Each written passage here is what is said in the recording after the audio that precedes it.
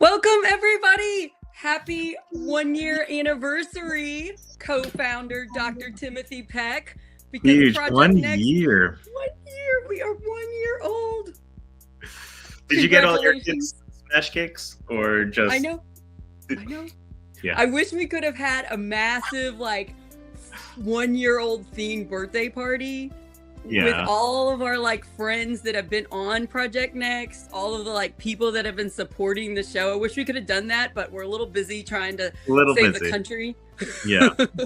We can pull something like that off. Maybe next year. Yeah, maybe next year. Who knows?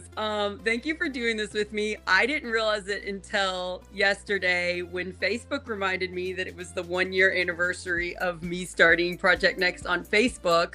I was like, what? And I asked you if you would come on so we can do a celebration episode, a real quick one. So how's it going? Let's talk. We've been around for a year. What a year it's been. Wow. Wow. I think I learned a lot about myself. I think we became even deeper and closer friends, which has been amazing. And we can even talk about that a little bit. We should. Yeah. Yes. Yeah. Yeah. I And want to talk about it because it was a little bit scary for you and I, who had known each other for a few months, to dive into a media company, the two of us. Yeah. Remember? We Yeah. didn't exactly know each other, and you asked me certain business type questions. I remember the hours of talking on the phone we did after the election, figuring this out. That's right. That's My right. husband's researching you to make sure you're a safe person. To now, Yeah. Took a it's chance. we took a chance. Are you glad we did Project Next? What do you think? I am very glad. I'm very glad. It's been a crazy year personally as well for me. So at times I've had to take a back seat a little bit and kind of coming closer and leaving closer, and then trying to launch a congressional campaign on top of Wait a that. second. Are you busy? Yeah. And then, the full-time job and all of that. So it's been busy, but The it's serious surgery you had last spring, yeah. where you were, I was like, Missy, can Tim handle this depressing news? She's like, he's in horrible pain. I'm like, oh, don't tell him. Don't. She's like, I'm not. Well, we stuck it out. We stuck it out, and we relied on one another, and a lot of things are emotional in life right now. There's one of the things that we know that's happened is a lot of people kind of from the left and the right coming at us to just unhappy or threatened, maybe is the word, about what we're talking about here, of trying to work with people and realize that there's good in everybody, and trying to uphold the ideals that we all believe in, but keep moving forward. Yeah, so our mission of Project Next, you all, our Mhm. mission is to unite our communities, to stop the fear, hate, and division destroying our country. Yep. And I think a lot of it is kind of fabricated. It's kind of made up to make money for news, social media, 24-hour news, for them to make money off of our attention. And it's caused us to not want to talk to our neighbors because we think if people voted differently than us that they're monsters. And I feel so much more strongly about the mission today than a year ago. Yeah, it's absolutely necessary. I think because we're both part of the Democratic Party here, and we have a lot of our colleagues sometimes kind of pointing the finger at people on the ground who are part of the Republican Party or independents who lean right. Um, and it's hard, right? And our mission is to kind of say, those people, you need to create an environment where those people, if can hear you, where they can hear, where you can hear them, and you can find some common ground and make a home for them to come to. Right? Right. Instead of just completely block it off and say, you're over there. I never want to talk to you. You're a bad person forever. Even if you want to come see how I see the world in any way, I don't care. You've been bad the whole time. So I don't want you. Right. And this idea of not wanting people, not accepting people, not learning from people about how you can change as well. Right. Change as well has been elevated in so many ways over the last year.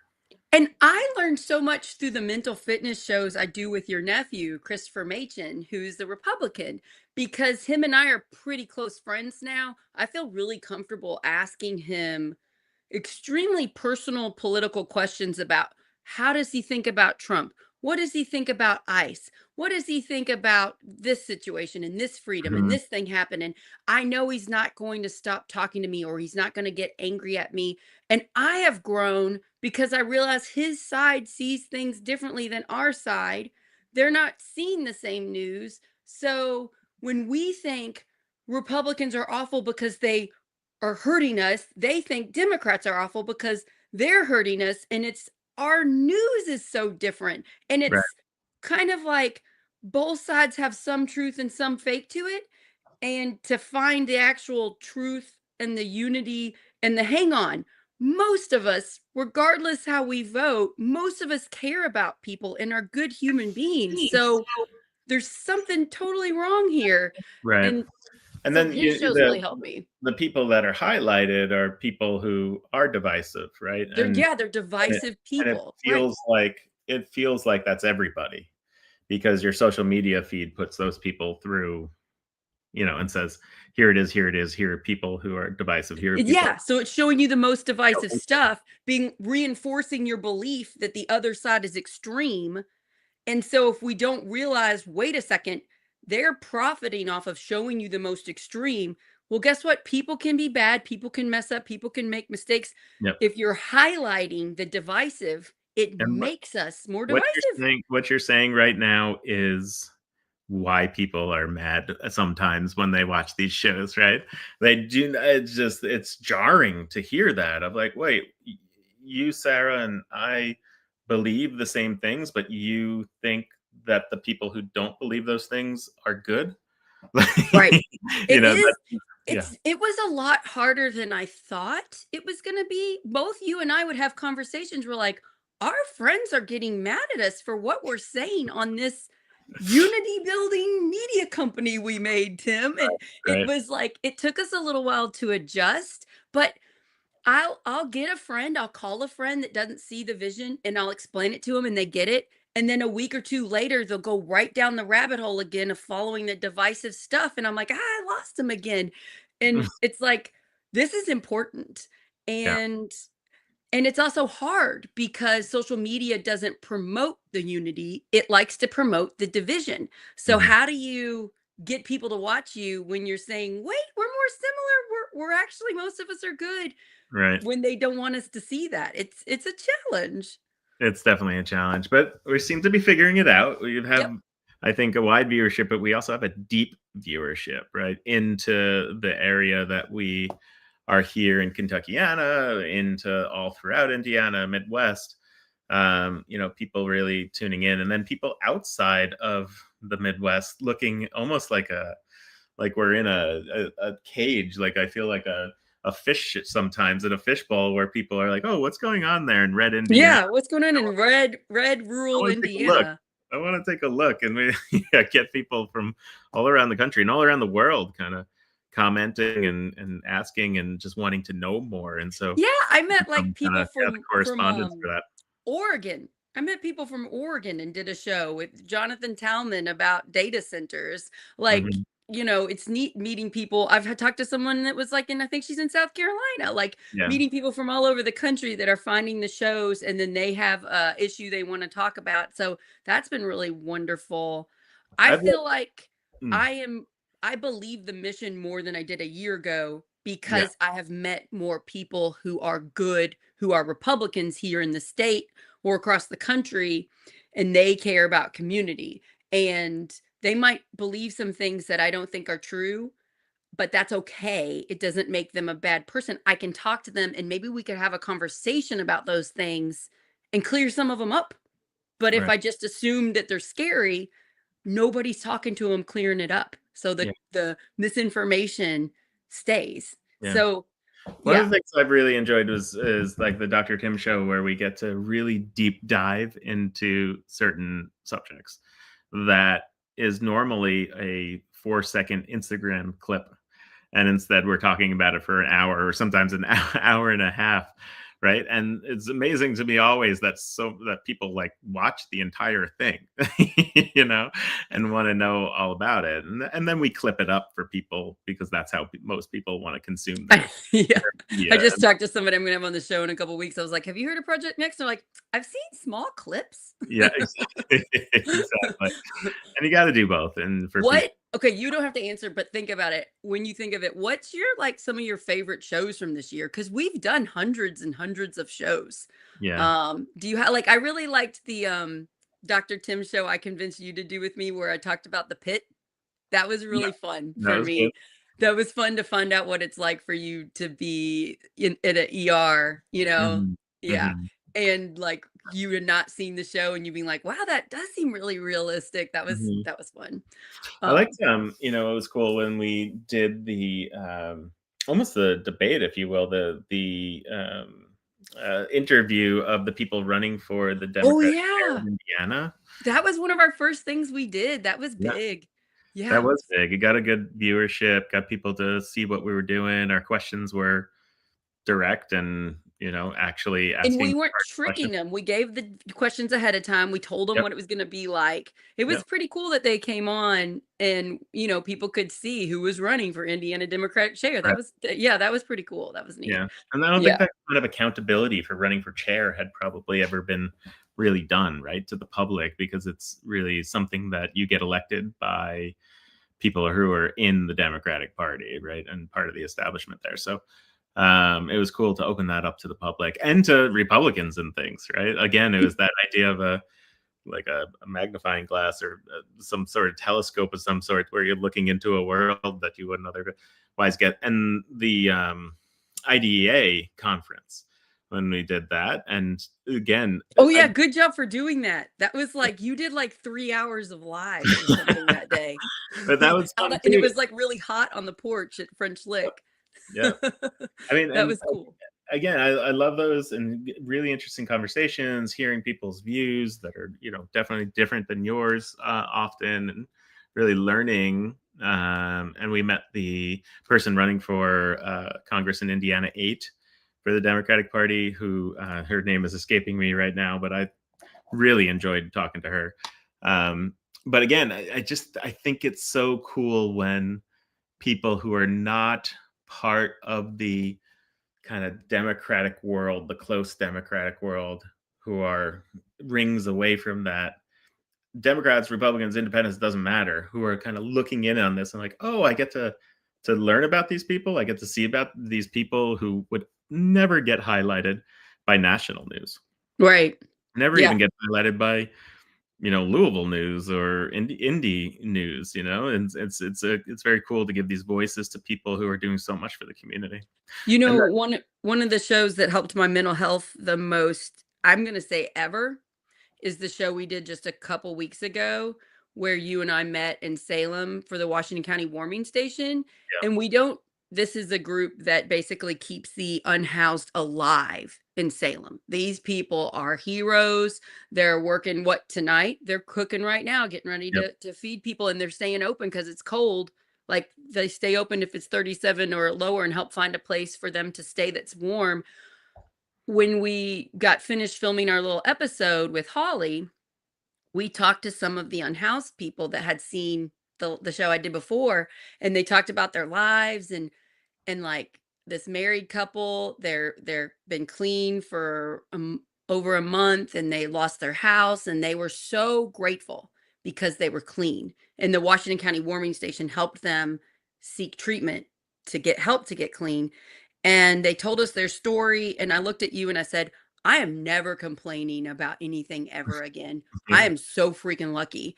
yeah, And I just, I want everybody to go to their local place that takes care of people that are unhoused and then realize, like, get into reality how lucky we are if we have a warm bed and food, if we're safe at night. It just sure, like it helped my mental health. It helps me put things in perspective because you get stuck in your own little you world and you start getting a little narcissistic, poor me, poor me. And it's like, no, no, we can't ever be the victim. We yeah, have to put as much good into the world as we can, take care of ourselves, but you know what I mean?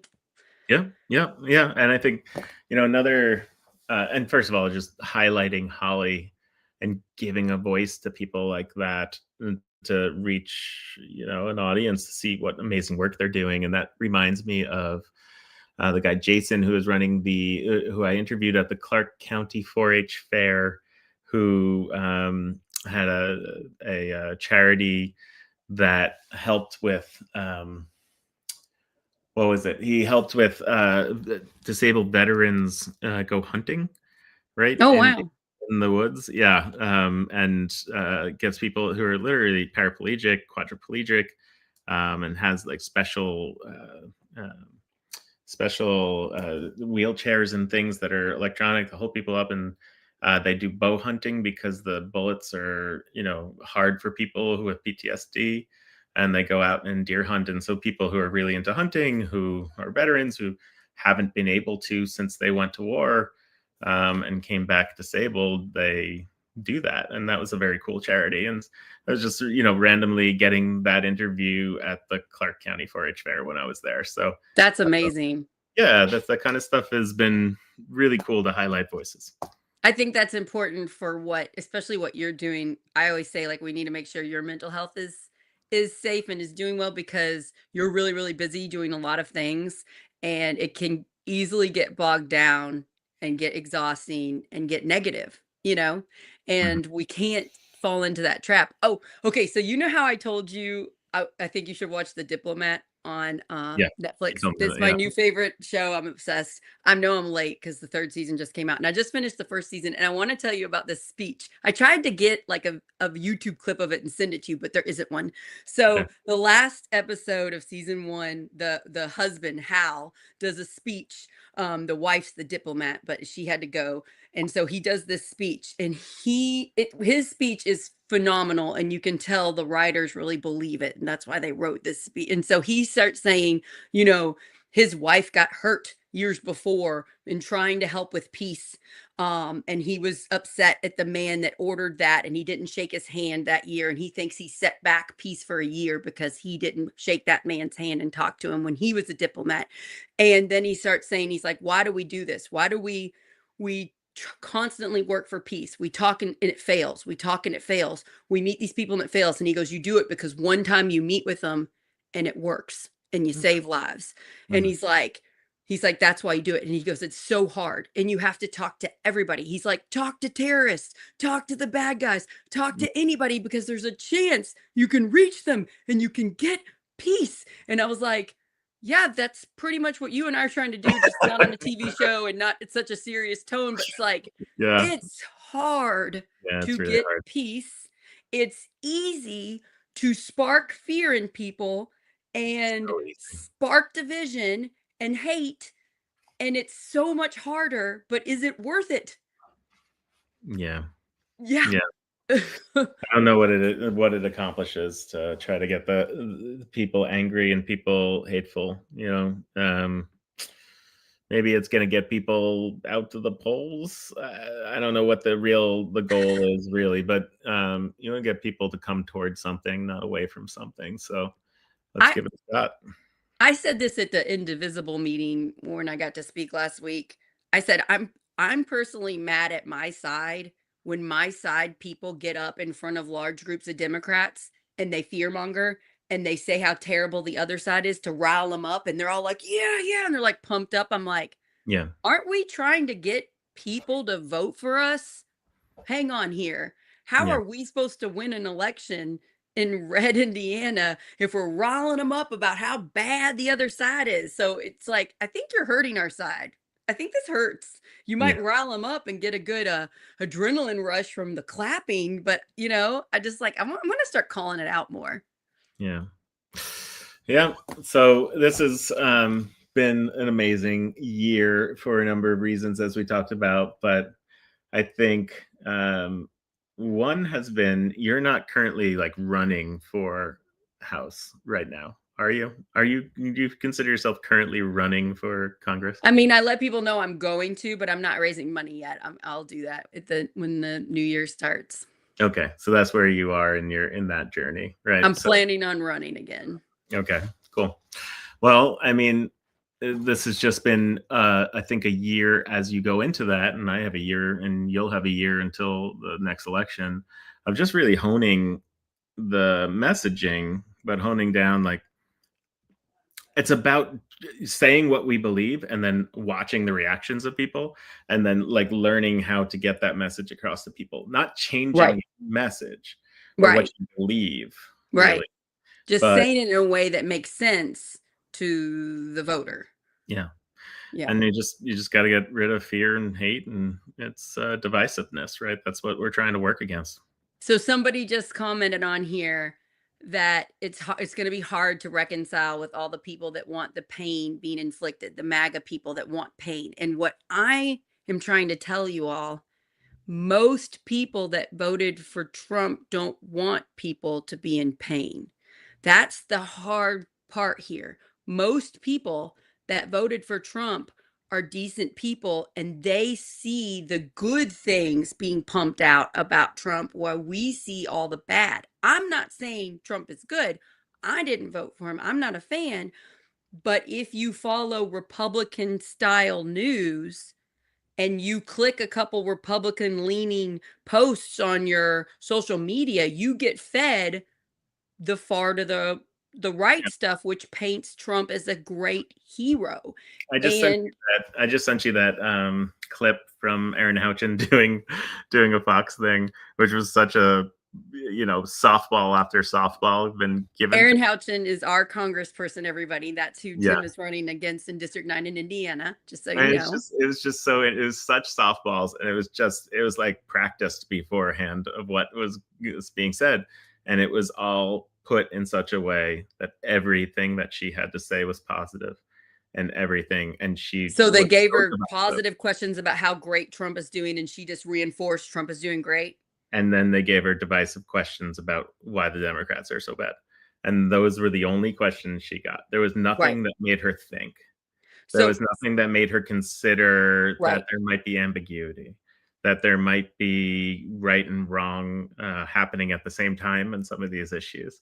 There was nothing to really investigate what was happening. It is all puffed. Yep. Right. Yeah, and that's what we need to realize, because just because we saw something, just because we saw ICE acting really terrifying to people with brown skin doesn't mean they saw it. Just Right. because and so it really hurts us because we think as soon as we know something, everybody else knows it. They don't see the same things we're seeing, and if Right. you don't talk to them, if you don't get over the "we don't talk about politics in this household" or Yeah. whatever, because we might spark a disagreement, if we don't get over that and actually talk, we're going to keep being divisive.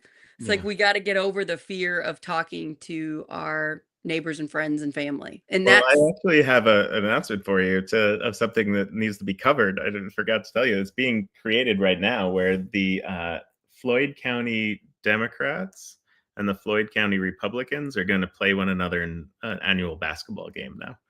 And that is so amazing. I actually saw this on social media. You're going to be the coach. is it? I am going to be the coach because of surgery. I can't play.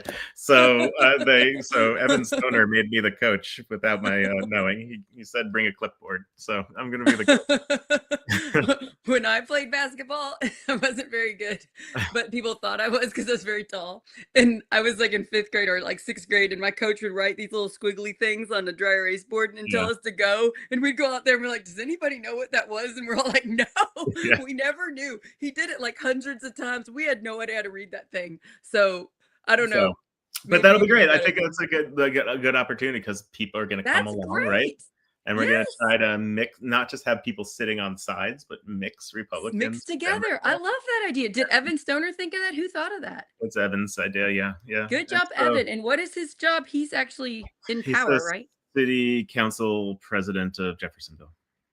Go Evan Stoner. So I just saw him post that, and I noticed that you were coach, but I didn't quite get what it was. So I'm glad you announced that. It's going to be in December sometime, right? Yeah, I think there's a date. I don't even know that the Yeah, date he is. put a tentative date. I feel like it was the 22nd or something, but I don't I'm remember. literally on a text thread right now where people are calling out what number they want on their jerseys. So I'm gonna have to figure out what I want on my coach jersey. But aren't you supposed to wear a sports coat and then you wad up your paper and you go?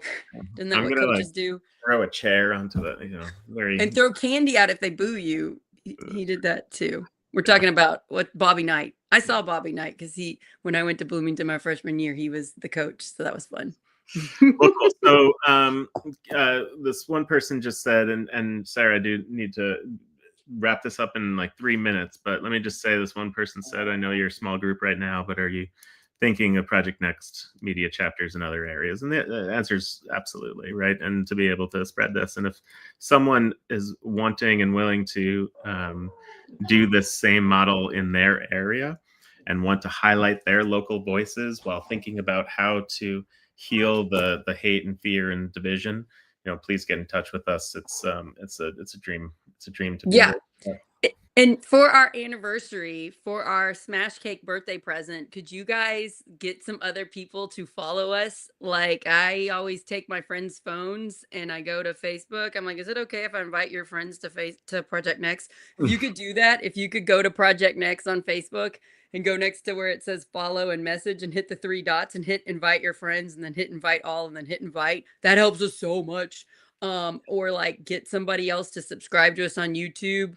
Or you can follow us on our Substack, Project Next Indiana. You can put your email in there and we send you emails of all our episodes. That would be amazing. And yeah, we will keep growing. We just started that new show, From Prison to Pastor. He's thinking about doing a new show called Helpers. Cool. Yeah, he's great. So we got new stuff going and coming, and I'm doing a show tomorrow with a man that is from Iraq that lives in Indiana. And he's running for township trustee. And he has a really important story for us because he can tell us what it's like to live in a country that's not a democracy and how really lucky we are. I think that's at noon tomorrow. So cool. A lot of good stuff coming.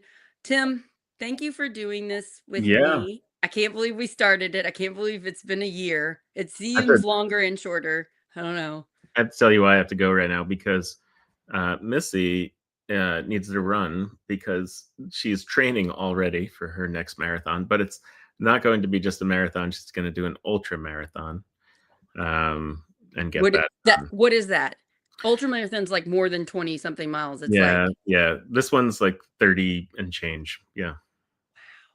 Go Missy. Yeah, just keeps doing it. And she actually ran a turkey trot this weekend in Scottsburg, and she's 40 years old, and she won again, right? So she shows up to these things and does it. She's pretty awesome. Go Missy. Good luck training. And so thank you everybody, and happy anniversary. Thank you to all of the people that have helped watch the shows, come on the shows, pump it out to people. It has been, if you are a friend of mine, I have asked you to promote Project Next. So I just would like to say personally, thank you. I've been pretty annoying about it.